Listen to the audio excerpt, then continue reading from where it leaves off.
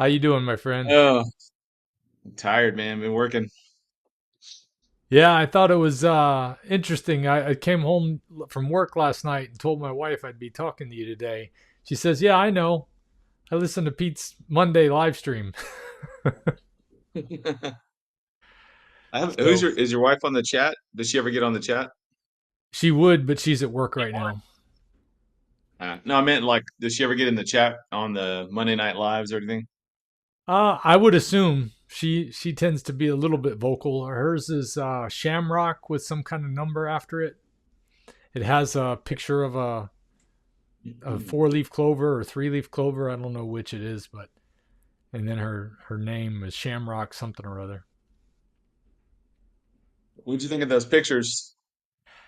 I tell you, man, that's why I had to have you come on, is to be able to talk about that because you've had an amazing transformation. And according to Katie, it was some sort of carnivore thing. Now I know when you and I spoke briefly, you said that you weren't 100% carnivore or something like that, but it sounded like you were mostly carnivore. So after such an amazing transformation, I definitely wanted to be able to find out what happened. Like, what was your life like before, and what made you change, and just find out the story of how you transformed yourself like that. Yeah. Are we recording now, or do you want to? Oh You yeah, have to. yeah. I'm sorry. I usually start right away. That way, everything is Oh, okay, okay. right, fresh and raw, almost like it's live. The only difference is I got to go back in and add some stuff that goes with my channel on there, like the opening and the closing and occasional commercial, that kind of thing. Yeah. Where do you want me to start? Like maybe talk about your background when it comes to exercise and nutrition and things like that. Like, did you come from a were you always a heavy person? I noticed that earlier pictures. I just, that's when I saw you on when she was watching your videos early on, and I didn't really. She watches a lot of stuff I don't watch, so I didn't Yeah. I didn't necessarily pay attention to what she was watching, but I knew she was listening to somebody, and she listens to a lot of different things. But I had seen you before on television, and I thought, I didn't think anything. I just when I saw you recently, and she mentioned that you were on Carnivore, I was like, that's the same guy. So um I was pretty much normal kid, yeah, average, height, weight, all that kind of stuff. I never really had any issues growing up. But I wasn't an athlete either. And it wasn't until I went in the army when I was, I think it was 18 when I went to basic, and I discovered that I was good at running. And I used to hate running, but for some reason it just stuck, it clicked. So I started running a lot. On top of the running that we already did, during basic training and AIT, um, I was running extra, like running on the track team in during those times as well. So I got my run down, my 2 mile run. I got that down to about a 10:55 somewhere in there. Wow. And I kind of hovered there for a few years between, right around 10:55 and like 11:20, 11:30, just depending on the environment and things. So I got pretty skinny. And by the time I came out of those, that was about 6 months of just, straight running. I think I was wearing a size 32 pants. But the thing is, before I went into basic training, I never ate breakfast. I mean, we ate breakfast like once a week, but other than that, and I didn't eat a whole lot because we were pretty poor. So, yeah, not poor, poor, but it was just me and my mom. So we were, definitely stretched, budgets are stretched pretty thin. So, a lot of bologna, a lot of those kinds of things. So, um, but yeah, so I came back from that, and I was in a size 32, and I was like just super fit, and basically I was doing road construction during the day and going to school at night, and did that for about a year, and I finally just got fed up with that job. And my boss, I was the youngest guy there. I was like 19 at that point, and the next youngest person was like 35.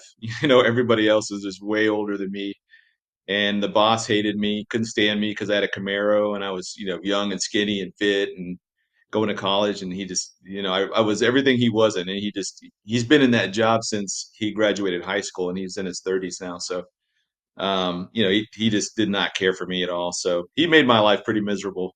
And by the end of that year, I was done. I quit that job. I went active duty at that point because I was in the guard before that, and immediately went to Germany. And so I was in Germany for 2 years. And at 19, I mean, what's a 19-year-old in Germany going to do? He's going to drink his face off.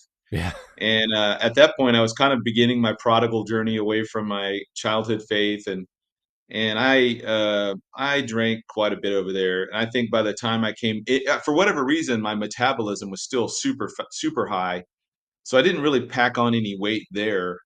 Um, and then I came back from there, did another year in the States at Fort Stewart, Georgia, got out. And at this time, I'm not lifting a lot of weights. I'm just mostly just doing running, and I'm doing like what the Army PT test used to be: push-ups, sit-ups, and runs. And that was pretty much it. And went back to college. I was 23, and I decided to go into the Air Force ROTC. And this is 1997, so there wasn't hardly any prior service vets there in college. And the college at that time was about 18,000 students. It was a medium-sized college, and I just would remember seeing all those guys, the cadets, all thinking they were going to be like the next Tom Cruise, like they were just going to be the next fighter pilot. I know that was Navy, but like, they all thought they were going to be this big shot pilots and stuff. And I'm like, you guys have no idea, because I had just come out of Germany and we did a lot of stuff with the Air Force. I was like, you guys have no idea. Like maybe 1% of you will be flying. Everybody else is going to be a box kicker of some kind. So just coming back into college, a little bit older than my peers, but starting out as a 23-year-old freshman, I joined a fraternity. And then I also joined rugby at the same time, and I was in ROTC. So I was that ROTC Air Force was for about 2 weeks. I couldn't take it anymore. I loved the rugby, and I love being in a fraternity.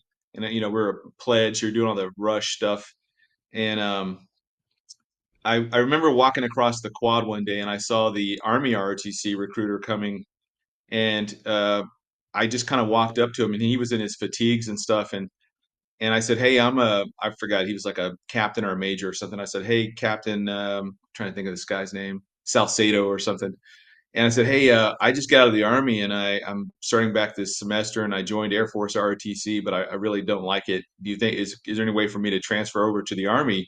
And this guy's, he was kind of like, stone faced at first, and then it was like this big smile broke out on his face. He was like, "Give me your name, your number, or your email, your school account, whatever, and I will make it happen. Just show up to this place on Thursday. It's already done." I was like, "All right, well that was easy." So the rest of the time, I was an Army ROTC, and that's what led me to my career and everything that follows. But the funny thing about the Army ROTC was that I never went to PT. The cadets were supposed to go 3 days a week, Monday, Wednesday, Fridays. But being in a fraternity, I was out Tuesday nights and I was out Thursday. Those were my two big party nights. So that was really going to cramp my style going back to college.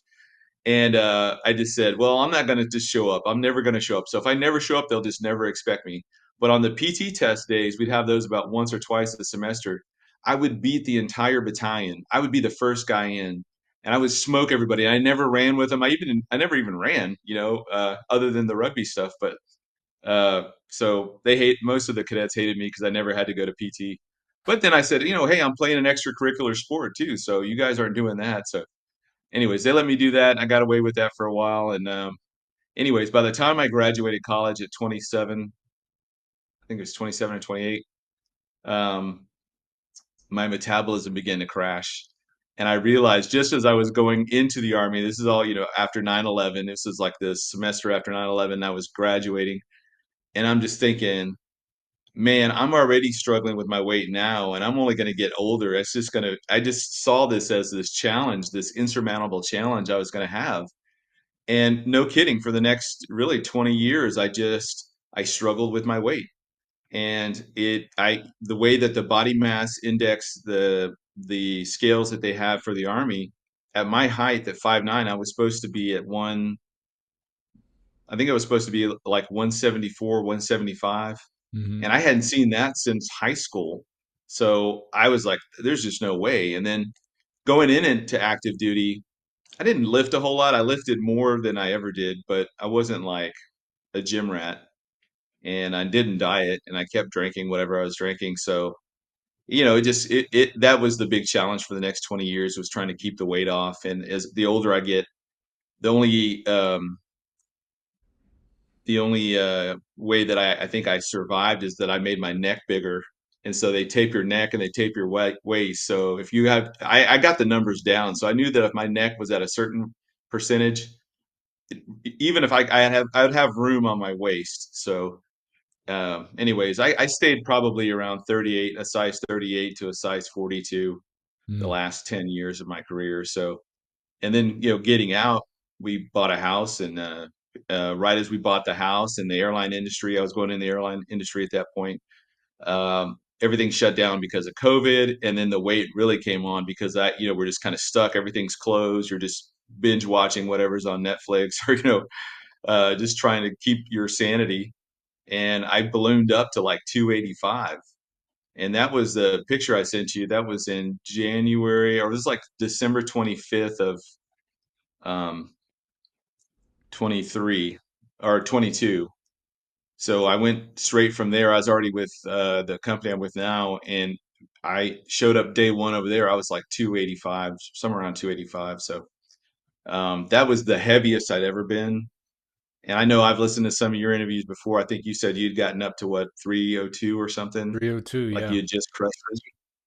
So it's at that point you don't think of yourself that big. At least I didn't. I know if I stepped on a scale, then I know what the numbers say, but looking in the mirror, you have that residual self-image of what you think you look like. Yeah. And then what's the shock is when somebody takes a photo of you from a distance or whatever, you're like, oh my gosh, who is that guy? Yeah. And like, that's me. So I was pretty self-conscious at that point. And I was doing the live streams, the podcast. I mean, you could see it on my face. My face would be real round, and the photos I've taken at like conferences, I'm always kind of like, oh my gosh, I can't believe I was that big. And even when I was not as thin as I am now, still looking at that like, oh my gosh, I was like 275 right there or something. It was just, uh, now I don't feel ashamed. I could walk around with my shirt off. I don't. To me, it's like that'd be normal. But before that, man, I would never have taken my shirt off in public. Man, it was just something that I was so self-conscious about. So I'm definitely glad I'm figured out the crack the code or whatever at 51, but I feel pretty good now. Yeah, you look really good for 51. I thought you were a lot younger than me, but I'm 52, so we're right there. Yeah, yeah, we're at something. I don't know. This is like, instead of having a midlife crisis, I had this like midlife like Transformation. reawakening. Yeah, Yeah, real. or something like that. So you seem to change pretty quickly from the last time I saw you. What did you do different? Well, I got here. Well, let me back up. So last 2 summers ago, my middle daughter was in a car accident, and really bad. She had an epidural hematoma. So pretty much that whole summer was, geared around getting her back to healthy, and trying to salvage the summer and do something fun with the family. And so we went to the beach, and again, I'm self-conscious about how I look, and so at this point, I decide, well, I'm just going to really throw myself into the gym. And I started lifting, and even though I didn't have any visible gains, like, if you saw me, you would have just saw kind of a fluffy guy, but underneath all that fluff, I had a lot of muscle, and I could lift heavy. I think I was at my best. I was max benching at like 315, Hmm. and then I was doing sets at 275. And then I would be basically doing one set with just the bar, or like a bar and a 45 on each side, and then that would just be to warm up the joints, and then I'd go straight into 225, and it was straight up from there. And I could also got really good on the barbells. I got to where I could do a barbell chest press with 100 pounds on each side. So I had the strength, but I was not seeing anything. I wasn't seeing it. I wasn't seeing the results that I thought I should be seeing. And I started to increase my protein, but I hadn't changed anything else. I was still drinking a little bit here and there. I was still, when I say drinking, like whiskey on ice on a Friday night or something. Nothing super crazy, but I wasn't changing the dieting. I ate pretty much Well, whatever. I loved Mexican food. We have some really great Mexican food places. We had I don't know. I love breakfast tacos. Anybody that's ever listened to me for 5 minutes knows that I that's my favorite. If I was stuck on an island for years and all I had was one food, I would take bacon and egg tacos with like good oh salsa yeah. or whatever. I lived in South So Texas that for years. I used to love the taquitos you could get down there at the taquerias and places like that. As our skin is the largest organ on our body, it's something that we should definitely take care of. And for the last couple of years, I've been using Vintage Tradition products to do just that. I love their tallow soaps. I love their lip balm. I also love their skin balm. And what I love about Vintage Tradition, they only use suet, so it's really pure stuff. And they used cold pressed extra virgin olive oils. Now, I prefer the unscented versions myself. However, my wife really loves the Pretty Girly Tallow Balm. They have a variety of items to choose from, so you can find one that fits your preference. And you can know that you're not only using some of the healthiest stuff that you could put on your skin, because tallow nourishes your skin. If you wouldn't eat it, I wouldn't put it on your skin. Check them out now at vintagetradition.com and be sure to use my discount code Dante, DANTE, to save 10% on your order. Now back to the video.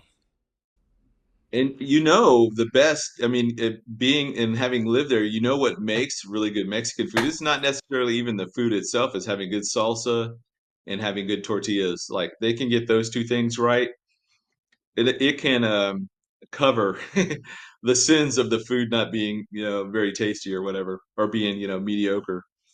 But yeah, so I wasn't seeing any results, and so when I came here, I decided that I needed to change things up some more. I felt like I had just plateaued and I wasn't going anywhere, and it was frustrating because I had gotten back down to about 260, between 260 and 250, and I just kept bouncing back and forth there, and I could not really make any headway. So the first thing I started doing back in March was I just started cutting out the obvious things like bread, buns, chips, French fries. Basically your starches, your processed starches and things that were fried and whatnot.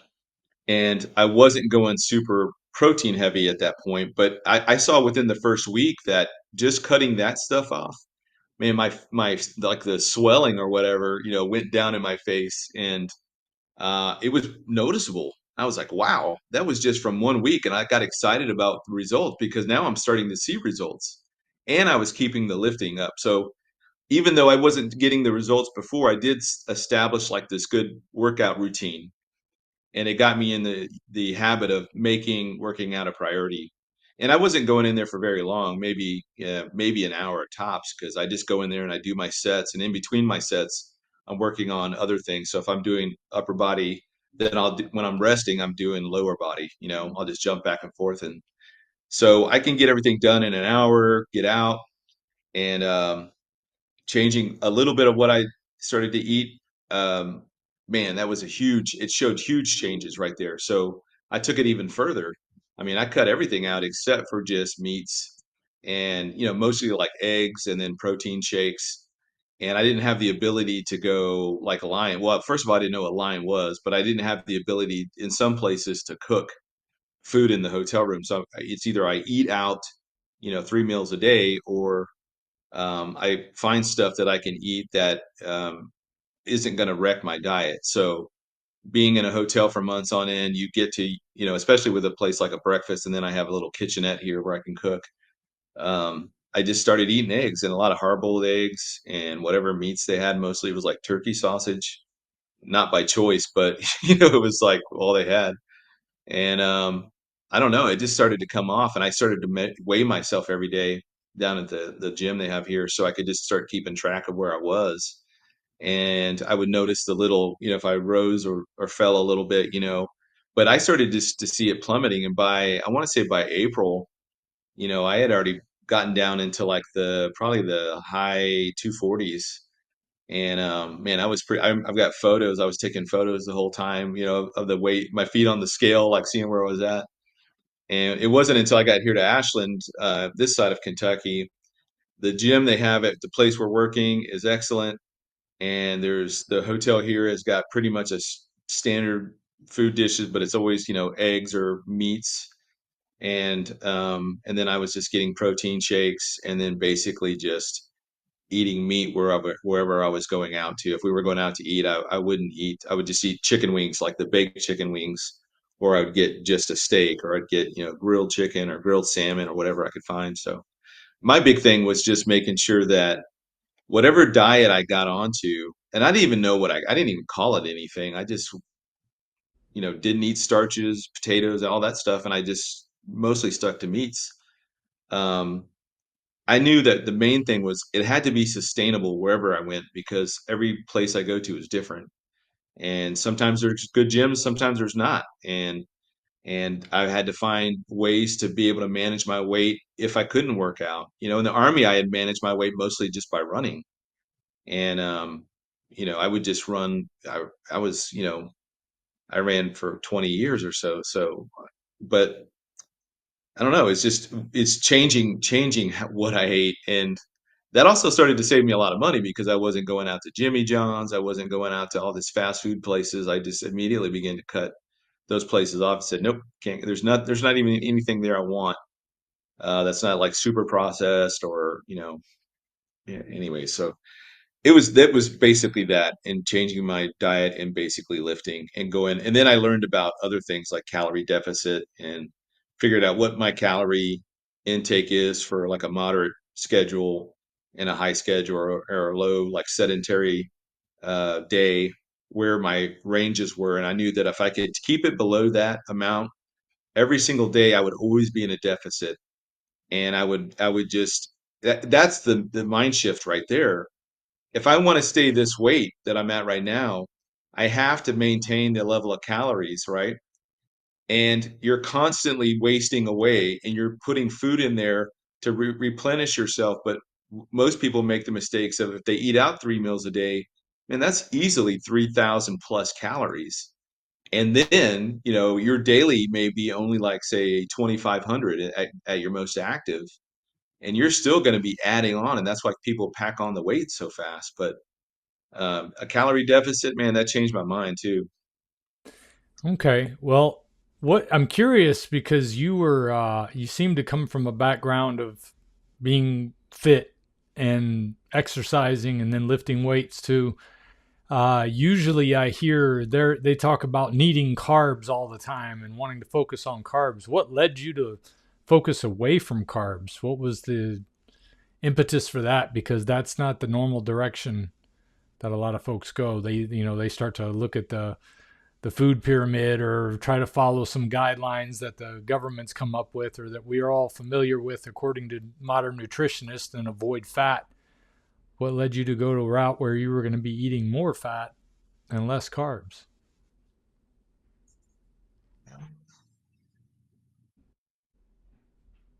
Well, I knew from my prodigal days that beer gave you a beer belly, and that like IPAs gave you man boobs and all that stuff. Like I know that, then that's a carb, and I never paid attention to any of that stuff before. I didn't even care. I just liked something because of the way it tasted or whatever.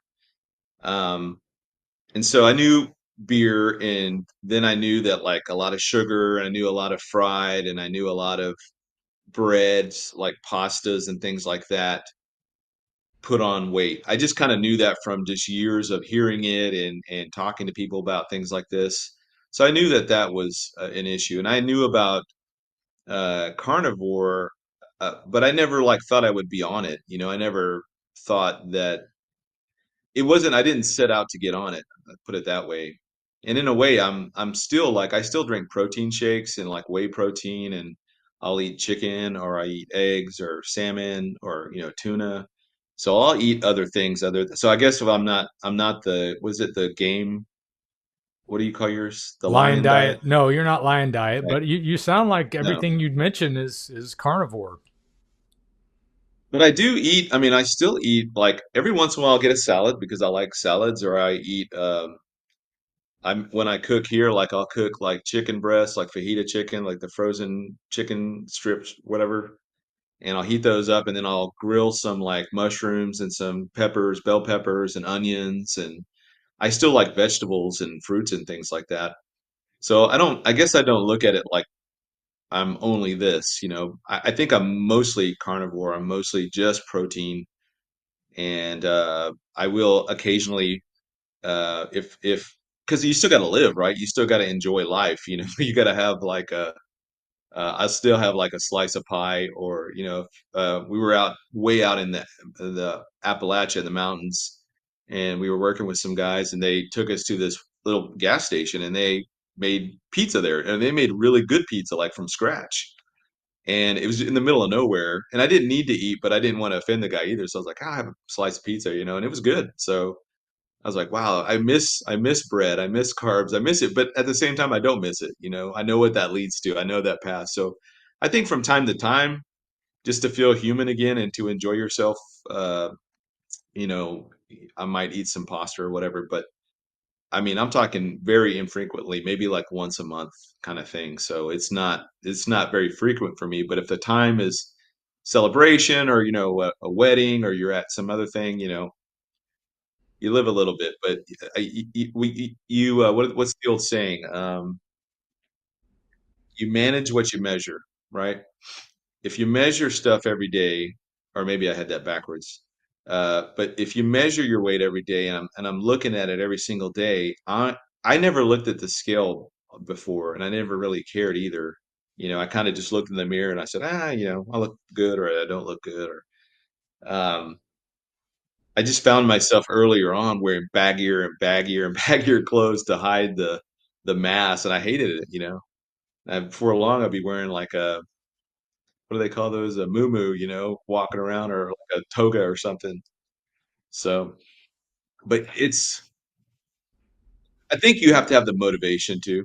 And at the time earlier in my life, I didn't have it, because that motivation to do something, the proper motivation will give you the requisite amount of discipline, self-discipline, to be able to follow through on the things you're telling yourself you're going to do.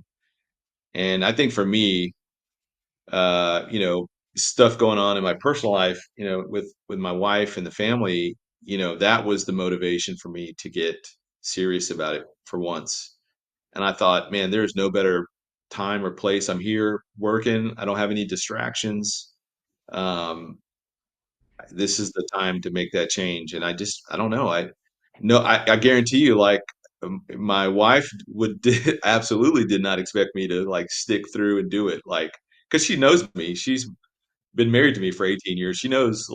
Uh, she knows my struggle with my weight. Right. And she's seen me just fail time and time and time again. So this time I don't know. You know, I think it surprised a lot of people, especially when I went home last time. So So, what do you think was the big impetus for the immediate change you saw when you cut out some of that processed food that you mentioned early on? How your face just kind of shrunk up and changed in color and everything. Craving the perfect steak? With Schwank grills, you get mouthwatering flavor in minutes. Schwank's infrared technology cooks fast, locks in juices, and delivers unbeatable taste. Proudly handcrafted in Augusta, Georgia, Schwank grills are built to make every bite unforgettable. Schwank grills, American made, steak perfected. Use my link in the description to order yours now, and you get a free grill cover to boot. Now, back to the video. yeah, you know, so I think some people look at me. And I had the same reaction when I saw the Gilberts. I don't know if you know Derek and Sharon Gilbert. They've been podcasting for decades, and I used to listen to them early on when I was starting. Um, but they were always pretty kind of heavy set. And then I saw them have a radical change, a weight change, probably, I don't know, 5, 6 years ago. And I didn't like it. I didn't like the way they looked, because they didn't look like the way they've always looked. You know, they looked like emaciated. but I know they felt better because I feel better. And that's the same way some people have told me, like, man, don't lose any more weight, man. You look, and I know if I get below 200 pounds, I don't like the way I look. I feel like I'm, I don't know. I don't want to be crude, but like I have some kind of disease, like I'm just kind of wasting away but I don't like myself under 200. So I'm at 214 this morning and I came to Kentucky here March 10th. I came here at 262. So, that's been, probably the most amount of change I've lost. And I lost it in about 4 months. Took me to get Yeah. about 40 pounds off. Well, I guess what I meant was, and it's interesting to hear that perspective on how people look at you, because that was one of the things that I went through was, are you sick? Are you okay? What's wrong with you? I'm like, am I sick? I feel better than I ever have before. It's funny that that's what they assume, but I guess it's not funny because it happens when sometimes people get cancer or something like that, Yeah. and then they lose a lot Yeah. of weight really quick, and then people get concerned. So I can understand that. And then also, I think there's a thing today that people are just used to seeing people being heavier. So when somebody looks normal, I think now they're a little surprised by it. They feel like you're unhealthy or you're not eating enough. I hear that occasionally. But what I was Yeah. getting at was what is it about that food that you cut out? Do you think it's just because it was carbohydrates or was there something more to it? Have you ever looked into the things that are used in our food aside from what we would consider food? Yeah. No, to be fair, I wasn't really tracking all I knew that from time to time you'd see something on, Facebook or something. They would talk about, oh, they're adding something to this food. Like today on the news, apparently shrimp is now radioactive in certain parts and from the ocean, wherever they're pulling, it's radioactive shrimp. So they're doing recalls for Walmart in a lot of different states and stuff. So you hear that stuff, right? And I guess I looked into it a little bit when I got here, but the way I understood it was that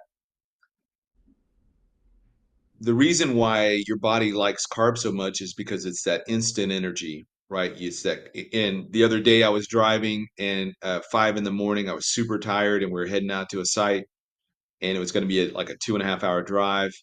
And usually I pound coffee in the mornings, but in the afternoon driving back, I don't want to drink coffee. And I had that same effect. I was even more tired because it's hot, and now I'm driving back 3 hours the other direction. And I just popped in a banana. I ate a banana real quick, and it was like a cup of coffee, man. I was like, awake. So I know that carbs are that instant energy that your body likes. But if you deprive that from your body, it's got to burn something. So then the next thing it burns is what? Protein. Starts to burn through your protein and your fats, I guess, at the same time. But you're replenishing your protein by doing this intake of just meats or um, for me, maybe it's a protein shake or whatever. And then then it's still burning through the fat, and the fat is what I understand. It takes the longest to burn through. But once you start putting yourself into that calorie deficit every single day, and then getting a good night's sleep is a very important thing. So, doing that, you're basically constantly in a calorie deficit. So you're constantly burning calories. And if you can just keep that momentum going by limiting the amount of easy energy that your body wants and it's still making it go to your fat to burn, um, you know, that was kind of my understanding of it. Then I came I mean, I knew a little bit about what RFK Jr. was doing about Maha, and, and his war against like chemicals and Cheetos and Doritos and all the other types of processed foods. So I was aware of that from the news. I just didn't realize how bad it was. I didn't Yeah. realize how endemic it was across everything. Even vegetables are being impacted. With Yeah. certain genetic stuff being applied to them, or even all the new meats they're trying to come out with, the what's it called, the miracle meat or whatever, On burger and uh, stuff like that. insects and all that kind of junk. Yeah, Hmm. so I'm somewhat aware of the stuff, but I don't know beyond that. I really don't understand the carbs, protein, fat kind of dynamic. And I know there's probably way more to it than what I'm saying, but that was my Yeah. level with surface. Well, that's okay. I kind of like that this conversation is a little bit different than normal because a lot of times I talk to people, they went into carnivore after researching it for a long time and they already kind of knew everything. So I think it's really interesting that you went this route, even though you didn't have any carnivore recommendation influences directly. It was more of a indirect thing, or you recognizing that beer is a lot of carbs, and obviously if that's giving you these problems, then carbs are an issue. But it's still surprising because, like I say, most people in exercise circles, they're always talking about loading up on carbs before they exercise and all of these other things. So it is really interesting. But I mean, your transformation is undeniable, and you've been able to maintain that for how long now? How long has it been since you lost the weight? Well, I got to my goal weight in July, so it's a little over a month now. But like I know, even when I went home on rotation, which is when we get to leave here, go back home for a little bit, I was worried about putting on the weight there because I'm going to be back in my old environment. But I actually lost weight there. So by the time I came back here, I was already down like 4 or 5 pounds from where I was. So I think I was in the 220s at that point. So I thought, well, shoot, man, I'm right there, right by 215. I mean, it's not that much further. And within a week or two, I'd gotten there. And then once I got there, I posted the photo on Instagram, and I was just like, goal achieved. And I'm not like a super vain guy. Like I wasn't posting it just to like whatever get clicks on it. I really wanted to know if you saw me at a swimming pool or like a water park or something. Do I look healthy at 215, or do I need to go down a little bit more to like say 200? But I won't go below 200.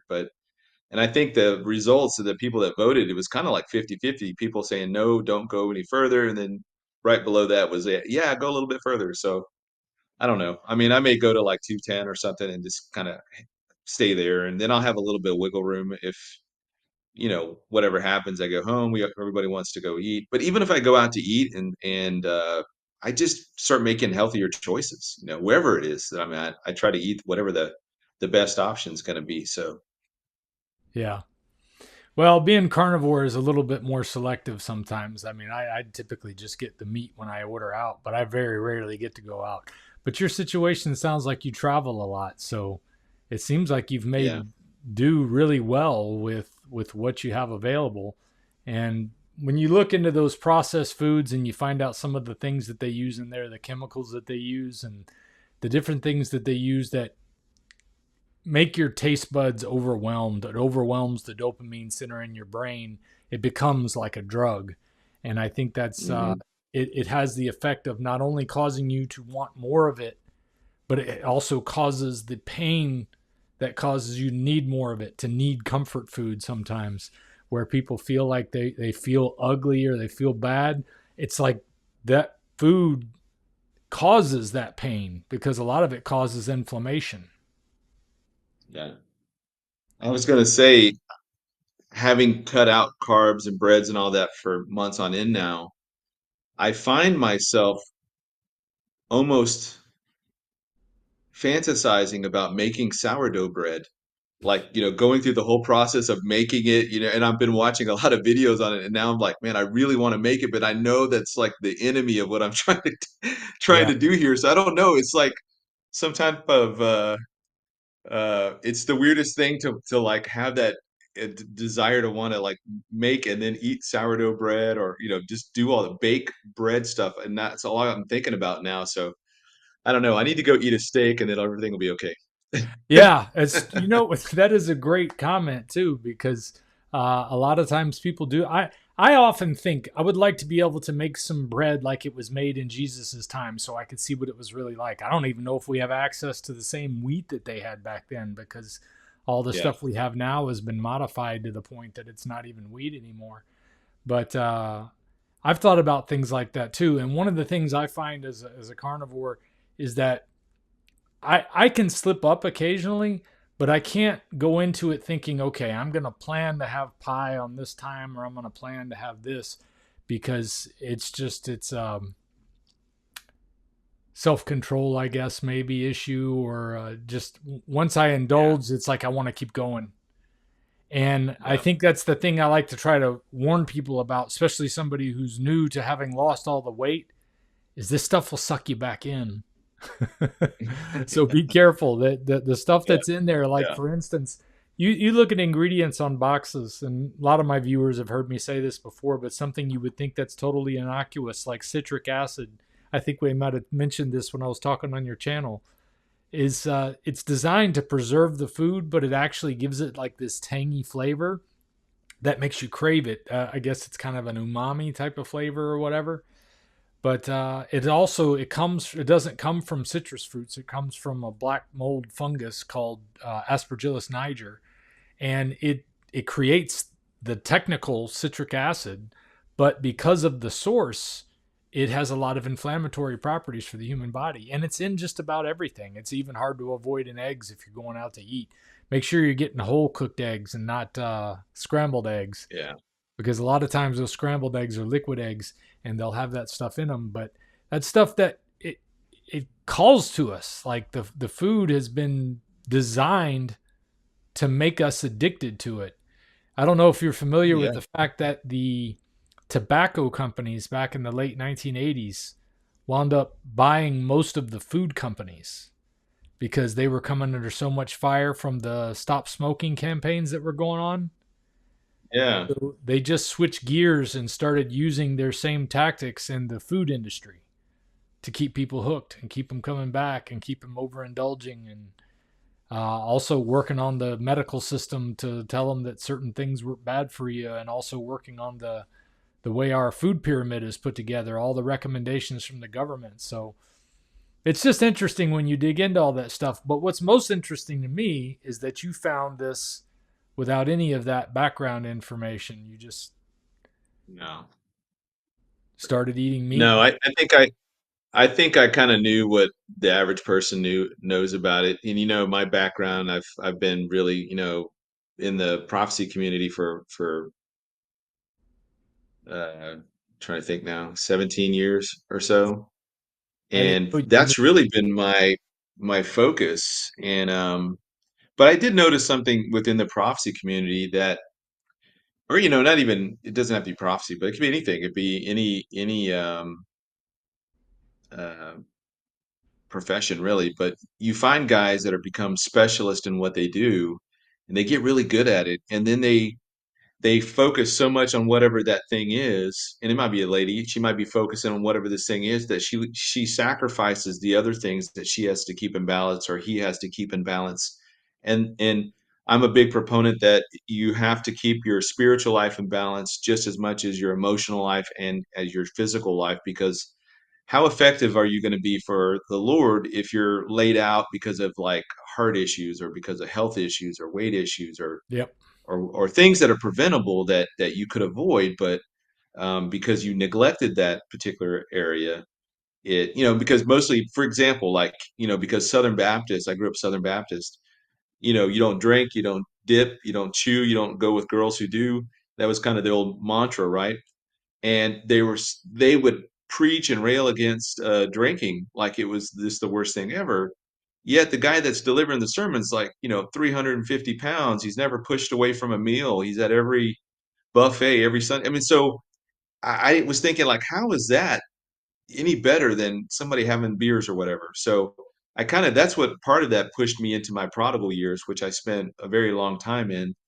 And but I think that we have to learn balance in our lives. And as much as my spiritual life came into balance finally, beginning at the age of 33, and then the next thing that would come in would be my mental, my what we would call the human soul. It's, who you are, right? Mentally, that had to be developed, and that was developing as I was pursuing and accomplishing my career, and all those accomplishments of, becoming a pilot, leading troops in combat, also taking on harder and harder jobs, becoming a commander, all that kind of stuff was proving to myself, because I didn't have a lot of confidence growing up. And for me, it was really important to accomplish these things because, and I not just accomplish them, but succeed and do well in them because I needed to know that I could do it if I set my mind to it. So I think some of those things helped me also along the way to realize that if I set my mind to something, I can pretty much do it, Yeah. and it's just having that self discipline. So when I got here, let me back up for the Hey, fellow carnivores, need a meal that fits your carnivore lifestyle on the go? The Carnivore Bar is it. My favorite is the salted version, grass finished beef, tallow, and salt. Zero carbs, high fat, perfect for travel or busy days. Stay true to your carnivore lifestyle by visiting carnivorebar.com and use my discount code Dante to save 10 to 20% on your order. Now back to the video. for about 2 years since my daughter's accident or right before, my wife and I don't want to get too much into this because I don't want to turn this into that show, but um, going through a lot of issues. And, by the time I got here, I knew that although my physical appearance wasn't going to save my marriage necessarily, you know what I mean? It wouldn't hurt to look better, to be more physically Look attractive healthy. to her, Yeah. and yeah, to be healthy, to know that I'm still strong, I'm still present. And, I think a lot of people fell into that kind of rut after COVID and just the Yeah. years of just being off or working from home. And so, I don't know. I think that was motivation as well. Also, I'm 50, I was 50 when I got here. So that was motivation. And I never, like I said, I never did a midlife crisis because I did all that when I was in my 20s. Like I did too. I was pretty wild. I didn't get married till I was 33, so I was a bachelor up until that point, and I enjoyed myself. Um, I traveled, man. I did whatever I wanted to do. Uh, I wasn't beholden to anything. So by the time I got married and started to have the family and the kids and all that, like I didn't need to go out. I didn't need to go do all that crazy stuff and buy a Ferrari and divorce my wife and get an 18-year-old model. I didn't need to like go that way because um, I had already been there, done that, and I liked family. I liked being at home. I liked that, but then that was also you can't have too much of that because then you start to get sedentary and you get in your routines and you get just kind of um, I don't know, Comfortable. channelized. What's that? Comfortable. Comfortable, yeah. Comfort So, can kill. I think that's one of the things that we, as Americans, we often get so comfortable that we don't realize that it's what's killing us. That we have to be able to be a little uncomfortable sometimes to be able to manage things. Just like in your spiritual life, you've got to be able to do uncomfortable things to be able to yeah, grow. You got to go through some discomfort, and not always pursuing those comforts, those hedonistic things, definitely sharpened up for me as carnivore came into my life. My spiritual life was already developing a lot more because I had gone through my prodigal years too before I found carnivore. But after carnivore, it kind of started to make it easier for me to say no to things that I wasn't saying no to, as far as what I watch on television or the things that I'm images that I might look at or music I might listen to. So it was interesting that being so aware of what I'm putting in my mouth started to make me more aware of what I'm putting into the rest of my soul and my body. yeah. That's if you think about carnivore, like you're being particularly discerning about what you're eating, and you're being very conscious. You've got people that they do that all the time, um, but they don't think anything about what they put into their mind or what they feed their eyes or their ears or their heart. So those things can be equally damaging and often are more damaging Right. because of all the myriad of issues that can come from those ignoring them or neglecting them. So you're right. I think that it's in order to be a well balanced human, male or female. I think that you need to have your physical life in check, and I think carnivore is an excellent way to go. Or if you can be mostly carnivore, I know some people still like fruits and vegetables and things like that, like I do. Yeah. Um, You sound like but you're kind of more ketovore, I think might be the best way is you eat a lot of meat, but you still have some fruits and vegetables. Yeah, I do. I do like my vegetables a lot, but I also recognize that vegetables in salads, I mean, you're having to put a dressing on it, which is, not that good. So if I can cook it into the food, I mean, you lose some of the nutrients, but I think that adds to the taste as well. But so ketovore is probably where I'm at. That's probably a good way to put it, I guess. Okay. Well, that's fair. You know, like I say, I encourage anybody to do what it takes to get healthier. It doesn't have to be lion diet. It doesn't have to be specifically carnivore diet. It could be keto or ketovore or any number of things. But as long as it's something that you can sustain and maintain and not let Yeah.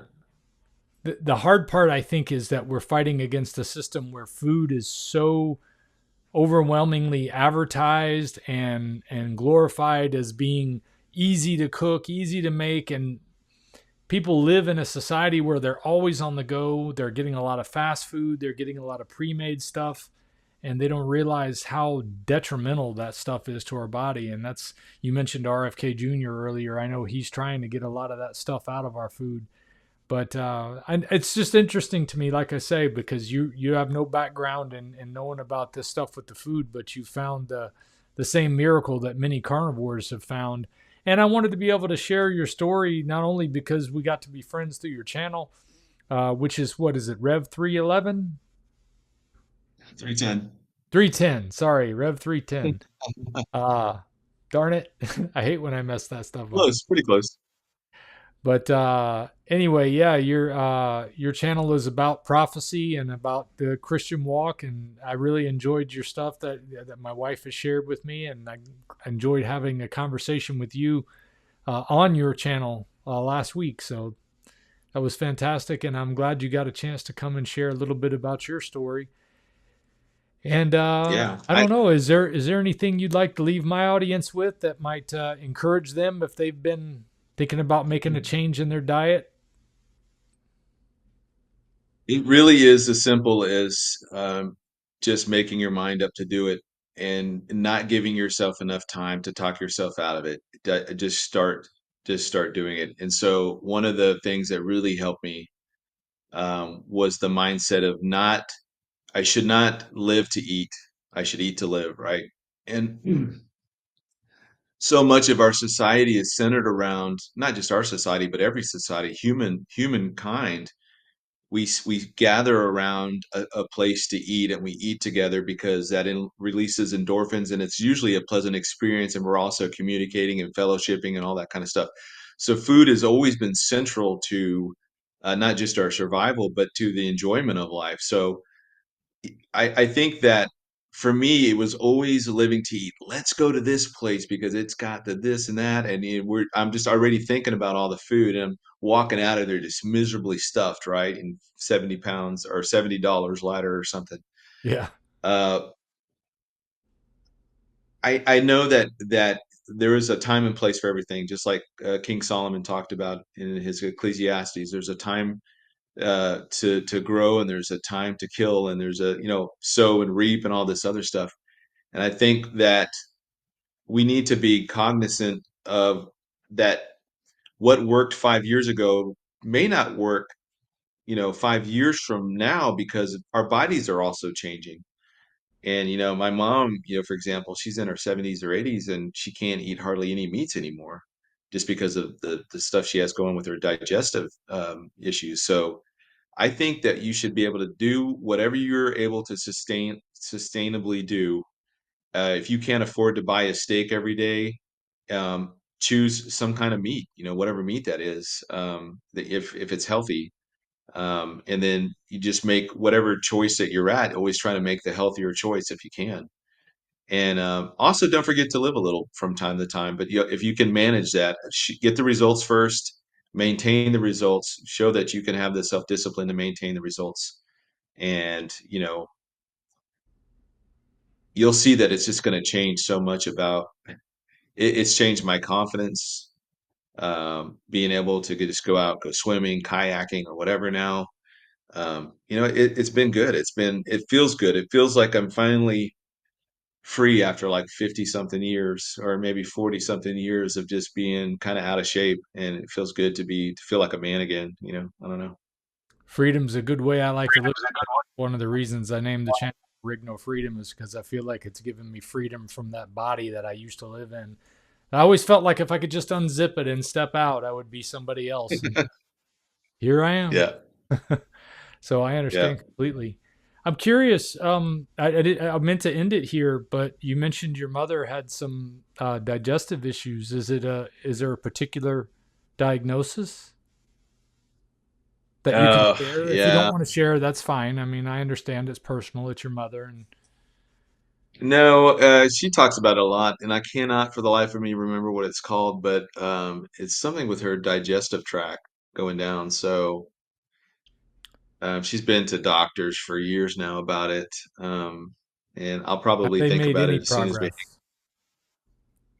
No, it's she's managing it. So the main thing was just trying to make sure that she keeps enough, she keeps eating enough so that she's not losing. She needs to keep her weight, not lose any more weight because she'll Right. go frail very, very quick, and I don't want her to do that. So just finding things that she can eat that is not going to, really cause her any other pain or stuff in her digestive tract.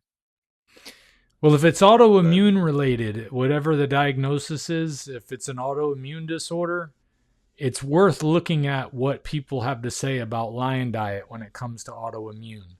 And just because you go all meat doesn't necessarily mean you're going to lose weight either. I know some people who haven't lost any and they wanted to lose weight. I know people who started off very small who lost a little bit of weight, but then they've also, some of them gained weight because they were getting more protein. I'm not saying that's necessarily the final solution for her either. But if it's digestion related, a lot of times it's autoimmune related. And getting away from, at the very least, getting away from the processed foods would be a huge win. yeah, But it's like I say, people who have had autoimmune disorders, one of the reasons for lion diet being recommended is autoimmune related. So it's just something to think about. I don't know what your mom's particular situation is. I know my mom went basically ketovore when she was 81 ish, and then she lost like 50 or 60 pounds, but she was really heavy. And that was huge for her because she was having a hard time getting around as it was. And then up until she yeah. just passed last month at 85, but she was able to move, thank goodness, because if she had been the weight she was before, she'd have probably been stuck in bed a whole lot. And Oh yeah. but she, even in her 80s, she was able to switch to a mostly meat diet, and it helped her out a lot. So anyway, I'm not. I just wanted to be able to offer that as a thought for your mom, if because if the doctors aren't having any answers, that was what got me started, and I didn't mean I'll, to I'll like come here and try to like tell you what else you need to do. It's just that I can't help but think that maybe she hadn't heard about that, or you hadn't heard about that, about how it does help with digestion issues. I'll find out what it is right after here, and I'll text you. I'll text you what it is. I just I can't remember what it's called. But Okay. she knows what it is. They know what it is, and so trying to find the right balance for her to eat that doesn't cause other issues everywhere else. So, Well, if they're making but progress, that's great. Most of the time, what I run into is people that are going to see their doctor and they're not getting any headway. They're not getting any answers, but they're getting a lot more bills and a lot more time in the doctor's office and not making any yeah. progress. So, yeah, well, I'm always here if you want to talk about that stuff. I'd be glad to offer any advice or point you in the right direction for something. But hey, I really Oh, appreciate you taking the what? I was gonna say last thing, last piece of I know. I one thing that I changed working out that has revolutionized my workout too is that most people only work out their legs like once a week. And I'm not talking about running or CrossFit or that kind of stuff, but I'm talking about just like weightlifting for your legs. I've started doing it every day or 4 days a week, and I've incorporated it into my other workouts. So my leg strength, man, has been through the roof. So that has is something for older people that the older you get, having strong legs, man, that is so important. Yeah. That's probably one of the most important muscles you can have because your mobility, what you're talking about with your mom and my mom, the mobility becomes a huge issue. And having going into those years with really strong legs, I think will benefit people a lot. Yeah, absolutely. I recommend even just people doing air squats on a regular basis. I mean, I did Yeah. those for a long time and it made a big difference. Yeah, legs are, having been the administrator at a retirement home, when you lose your ability to be able to move on your legs, that's really game over for you in a lot of ways. It makes it very difficult to do Yeah. much of anything after that or live the life that you want to live. And then, of course, a lot of people wind up getting knee replacements and hip replacements, but they're still not strengthening those legs and they're continuing to deteriorate. And it's a rough thing to see. So, yeah, that's a good recommendation. Well, once again, I wanted to thank you for coming on and sharing your story because I think it'll reach an audience of people that might have been in a situation like you were in, or maybe some folks who follow your channel who wanted to know more about what your diet situation was and how it changed you. I'm sure you probably Mhm. talked about it extensively though, because you seem very candid on your channel. Uh, I have a little bit, but I think people are still asking me, especially when I posted photos about that I showed the side by sides kind of change. People just assume it's Ozempic or so. I can't take any of that. I can't take that. So I've got thyroid cancer. My dad died from that. It's in the family, so that's one of the things. If you take that, you can't. If you've had that in your family, you can't take it. So that was never an option for me. But man, I love the way that I did, and I love that I stumbled into this blindly, maybe. But it goes to show that it's never too late. I'm 51. I was able to do this. I think if anybody's close to my age, you should be able to do it too. I mean, if you should at least try. You know. Yeah, I totally agree. Awesome. All right. Well, I'm going to go ahead and end it here. I appreciate you again, Pete. And if you want to hang out for a second, we'll say some parting words. All right, Okay, folks. sounds great. Thanks for joining us. Sorry, I didn't mean to cut Pete off. Appreciate you folks joining us today. This was Pete Garcia. You can check him out over at Rev310 on YouTube. And if you're interested in checking out some of his ministry there, it is fantastic. Uh, I everything we get along like two peas in a pod as far as our faith goes. So I encourage you to check it out if you find my situation to be similar to yours too, and you're interested, or you're just interested to know more. But thank you, Pete, for coming on, and we'll see you next time, folks. Right. If we pay extra, could we maybe get some grease or fat?